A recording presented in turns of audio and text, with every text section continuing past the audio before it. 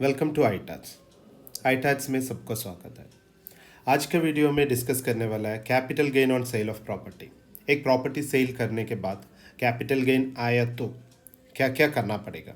That is अभी आपने invest किया रहेगा एक amount, for example 10 lakh.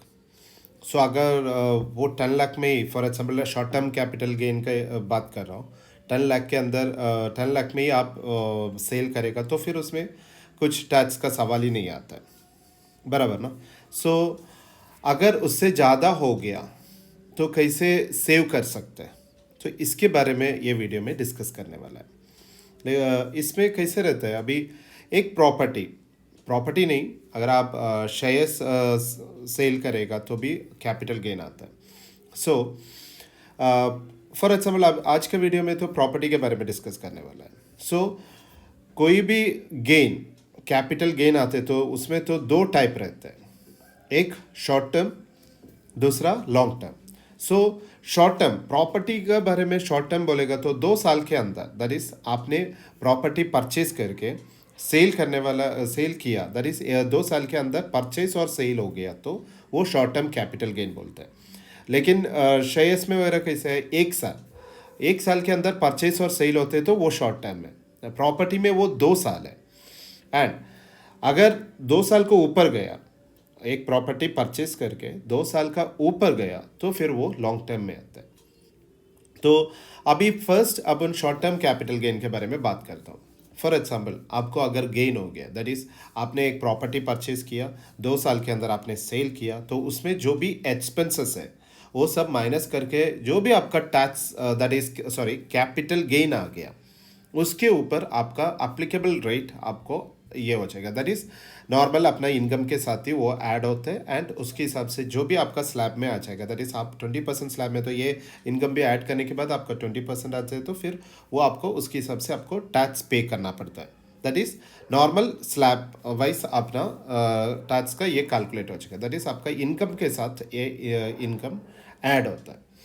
For example अगर आपका ये जो है लॉन्ग टर्म, दैट इज आपने प्रॉपर्टी परचेज करके जो सेल किया, 2 साल के बाद आपने सेल किया, तो फिर क्या होता है, वो लॉन्ग टर्म पे जाता है।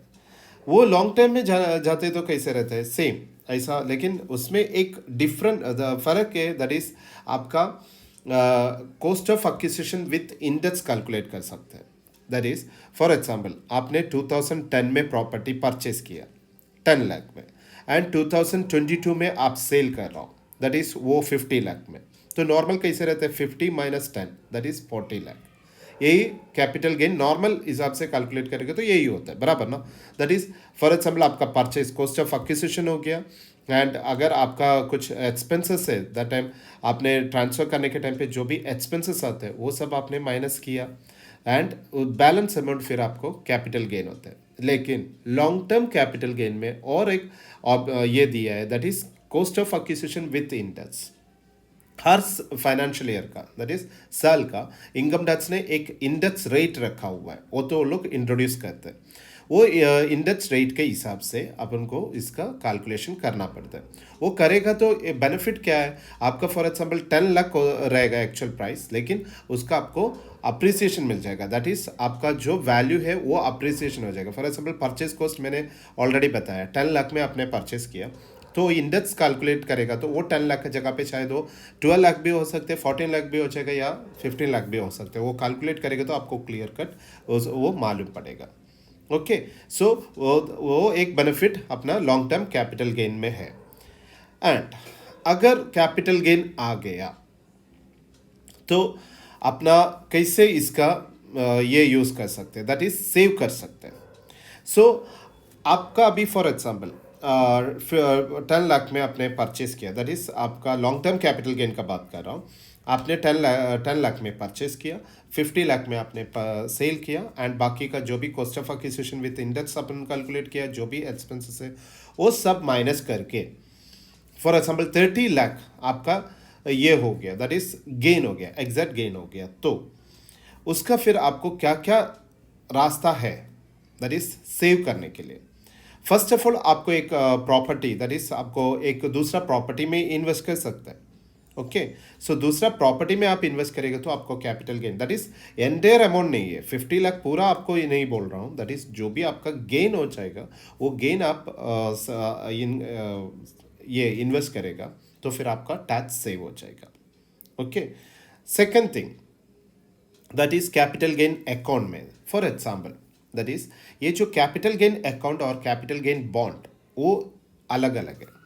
सो कैपिटल गेन अकाउंट बोलेगा तो आपको अगर फॉर एग्जाम्पल इनकम टैक्स ने दूसरा प्रॉपर्टी में इन्वेस्ट करने के लिए एक मौका दिया हुआ है, लेकिन फॉर एग्जाम्पल वो करने के लिए आपको 2 साल का टाइम दिया है रजिस्ट्रेशन होने के बाद।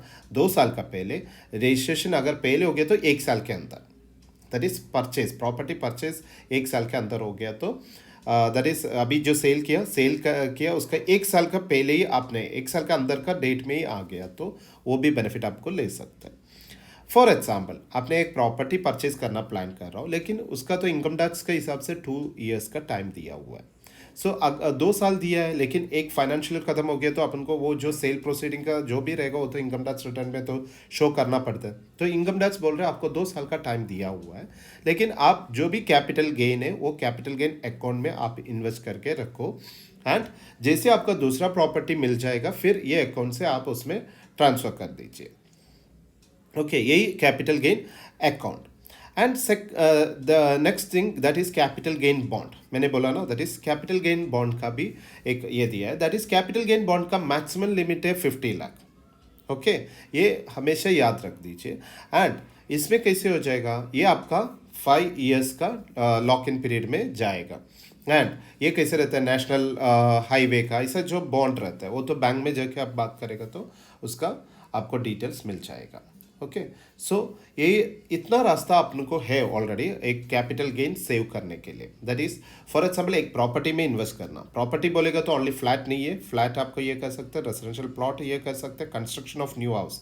सो फ्लैट में आप इन्वेस्ट करेगा तो 2 साल का टाइम दिया है, रेजिडेंशियल प्लॉट में इन्वेस्ट करेगा तो आपको 2 साल का टाइम दिया है, कंस्ट्रक्शन ऑफ न्यू हाउस का 3 साल का टाइम दिया है। अगर इसमें कुछ आपको नहीं जाने का है तो फिर आप बॉन्ड ले लीजिए, दैट इज 50 लाख तक आपको बॉन्ड ले सकते हैं, एंड ये बॉन्ड लिया तो भी फिर आपको उसका कैपिटल गेन सेव हो जाएगा। अदरवाइज आप टैक्स पे करना चाहते हैं तो फिर जो आपका कैपिटल गेन हो रहा है that is long term capital gain हो रहा है उसका आपको 20% टैक्स प्लस 4% सेस आपको पे करना पड़ता है। ओके, अगर आपको रहेगा दैट इज आप प्लान कर रहा हूँ दूसरा प्रॉपर्टी कुछ वगैरह नहीं ले रहा हूँ, दैट इज मुझे खाली टैक्स पे करना मैं रेडी हूँ रहेगा तो फिर आप जो आप प्रॉपर्टी सेल करके जल्दी से जल्दी वो पेमेंट आप एडवांस टैक्स दैट इज जो भी टैक्स अमाउंट आ जाएगा वो एडवांस टैक्स पे करके रख दीजिए ताकि फिर आपको उसका इंटरेस्ट वगैरह नहीं लगेगा।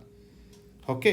सो यही capital gain that is property sale करके, क्योंकि आजकल तो बहुत ऐसा ट्रांसेक्शन तो प्रॉपर्टी सेल परचेस ये सब हो रहा है तो सबको ऐसा एक ये रहेगा दैट इज डाउट्स रहेगा, तो इसके लिए मैंने ये वीडियो बनाया।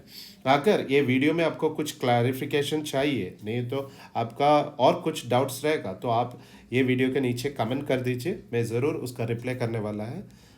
Okay, so thank you, all the best.